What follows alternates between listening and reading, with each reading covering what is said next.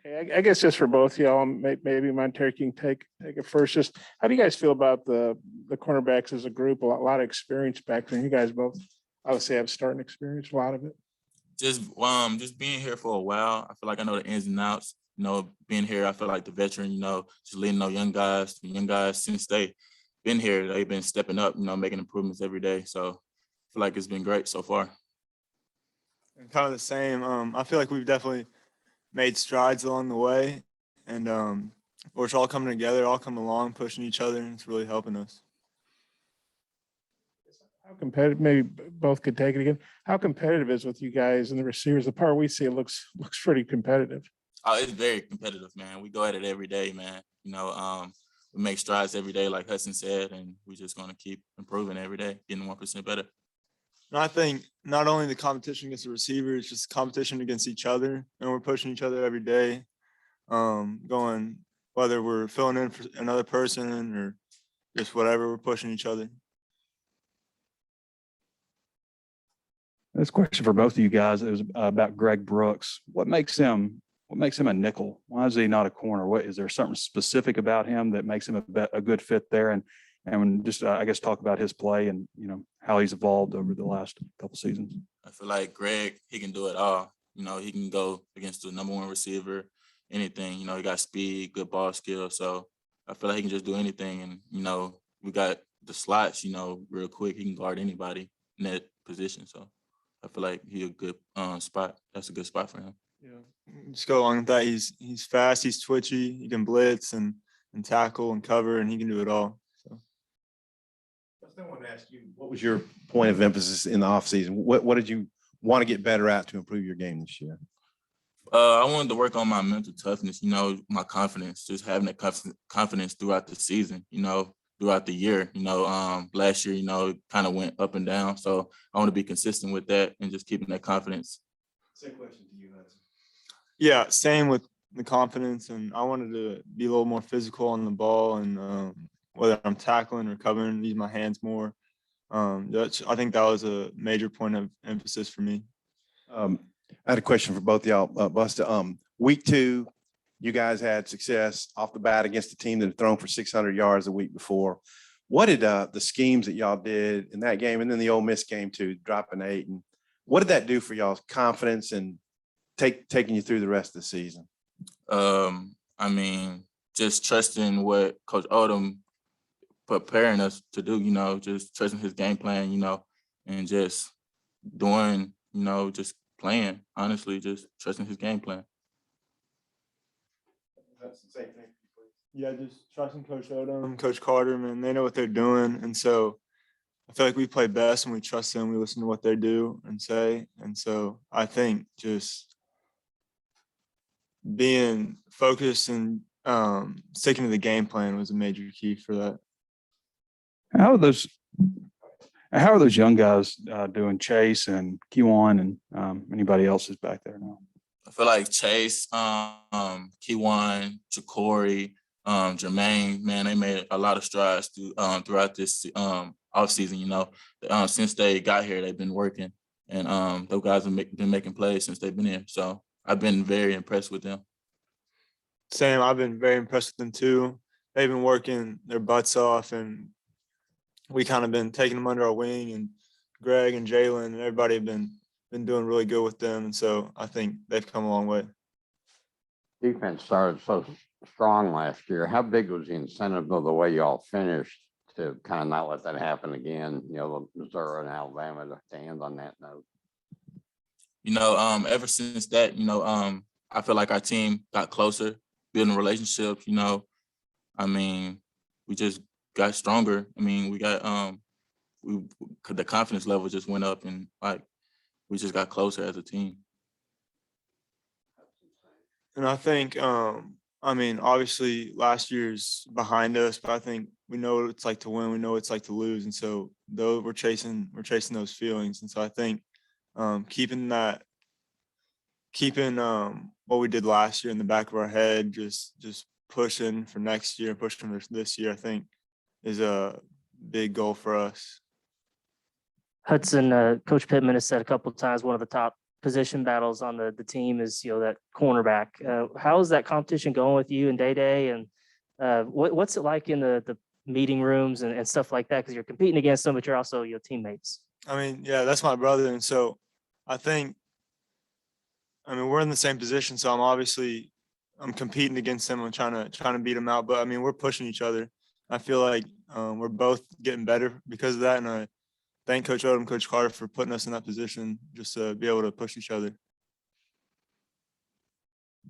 Speaking of Coach Carter, kind of dull and soft spoken, I guess. Tough playing for a guy like that. Yeah. Yeah, what has it been like playing for him and, being a younger guy and so energetic and everything? I mean, he treats everybody the same, man. He holds the standards in the room, and he don't expect nothing less than the standard. It can be a young guy, it can be an older guy, it don't matter, But he's a great coach. He give us great coaching examples. He help us whatever we need. He tells us things that we need to do better. But he's a great coach overall. Yeah, he works his tail off. I mean, you can't expect nothing less from him, and he'll give you your all every single time he steps on the field or in the meeting room. And so I think it's been really good for us just to be able to be coached by him because he pushes us every day. You guys have 11 super seniors who got an extra year. And I can't help but think if they didn't like the head coach, if they didn't like what was going on, that there wouldn't be this many. Mm-hmm. So I'm wondering how much it ties in the positivity that Sam Pittman is coaching with to their decisions and what y'all have going here. Coach Pittman just a wonderful coach. Everybody everybody that came back, just wanted to play for Coach Pittman. He's a great guy. He been having success in his career, so I feel like we just wanted to play for him, and we like playing for Coach Pittman. So. Hudson, how do you feel about year 2 under Coach Pittman, like the direction that the program is going? I think we're definitely taking the right step. He's brought in a lot of guys, a lot of coaches to push us in that right direction. And so I think just the way the work ethic, the scheme, everything about it, man, I think it's a really big step for us. Part of this may be tough with you guys sitting right next to each other, but Hudson, Montaric's he's obviously the most experienced guy. I'd say he's the best corner. Being his teammate and playing back there with him, what impresses you about his game, and where do you think he can take it to another level this year? Well, I think he's a really physical corner, and he can really lock any receiver up. And so, ever since I got here, I've been looking up to him. And so, just keeping that mind right, that's big for him, and he worked on it in the offseason. I think he's taking really big strides to get there. What's he like in the room with you guys from a leadership standpoint? He's a really big leader. He pushes us every day. He gets us right, and so whether it's in the meeting or in walkthroughs, he's leading it. Eric, where do you want to take your game this year? You've obviously played at a high level. What do you think you can do to take it to an even higher level? Just keep working on my craft, keep working on my technique every day. My confidence level, just keep building. I feel like I can guard anybody. I feel like I'm the best corner in the SEC. So just keep building that. And Coach Clark, if you're a cornerback, whether you're high school, SEC, NFL, you're going to get beat. It's just part of the deal. But what's the key to maintaining confidence and kind of not dwelling on stuff, moving on to the next play, not letting, something affect you if it's not a good play? Just having amnesia. You just got to get rid of that play. You just got to come back the next play and just do your part. Your time gonna come. You just can't keep thinking on the mistake. You got to get past it. So you got to have amnesia. It's the same thing. You got to have that short memory. So if you get beat, if you get caught on, you got to flush it because the next play's coming. And regardless of the situation, you got to be there for your team. Talked a lot about playing more 4-man fronts this year. Just how does that affect what y'all do, and how's that working as far as what you've seen in practice? I feel like it don't really affect the DBs. We're going to keep making plays. I feel like it gives more opportunities to the D-line to make plays. So, yeah. Yeah, I think just for us, we got to know our assignments a little better. We got to be in the right position. It obviously changes from the drop 8, but I think it really helps our D-line push through there and get some sacks. Yeah, definitely. I definitely feel like the ball is going to come out quicker because of it.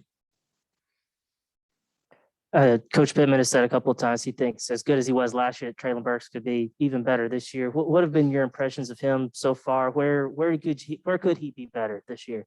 I feel like just seeing him grow, he got better since last year. You know, his route running, he's been working on his route running. I feel like that's one step that he worked on this offseason. He's very good. You know, he got everything. So I feel like he's the best receiver in college football, period. Yeah, kind of the same thing. He's got it all. He's got size, strength, speed, and so I think with him, he's got he worked on his route running. I think it's really helped him in the offseason. With KJ, what makes it different? I know you guys haven't really gone live against him, but what makes it different for you guys with a guy that can run around and buy extra time? And I mean, by the looks of him, it looks like it'd be pretty hard to drag down too. He'd probably stand in the pocket and just have people holding on to him. You just got to be careful with KJ. You know, he's a big body. You got to make sure. You just got to be careful with him. You just got to make sure you're doing your job with KJ. You know, KJ can run and throw the ball, so he can do it all. So you just got to be careful.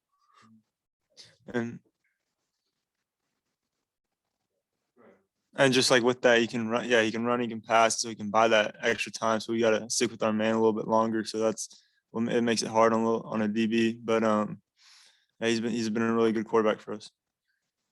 There's a little practice we get to watch. Look like Kendall Catalan's been making some plays out there. What do you guys think of him? And do the brothers ever go at it? And if so, how does that go? Oh, definitely. They always go at it, man. It's always fun to see brothers go at it, you know. But he's been doing good. He had a good spring, and I look forward to him to have a good fall camp. But he's been doing good. Yeah, I mean, I went against him today, and so I think he's a really good route runner and a really good possession receiver. So him and Jalen go at it all the time, and they have that brotherly love, and so it's amazing to see that. Yeah, a really nice catch over the shoulder, I think. Mm-hmm. Do you remember that? I know that's not what you want to see probably on film, Yeah. but I mean, I thought it was a really good play by him. Whatever that's worth. Yeah, just Kari Johnson's skill set. I think Coach Carter came in here and said that, you know, if he just flips a switch, he can be a really productive guy. Just your skill set and maybe what can make him take the next step. I mean, I could just Kyrie, he got it all. He just flipping the switch, like you said. You know, I'm gonna continue to take him under my wing, you know, and guide him. But he got it all. It's just flipping the switch, which is eventually gonna happen for him.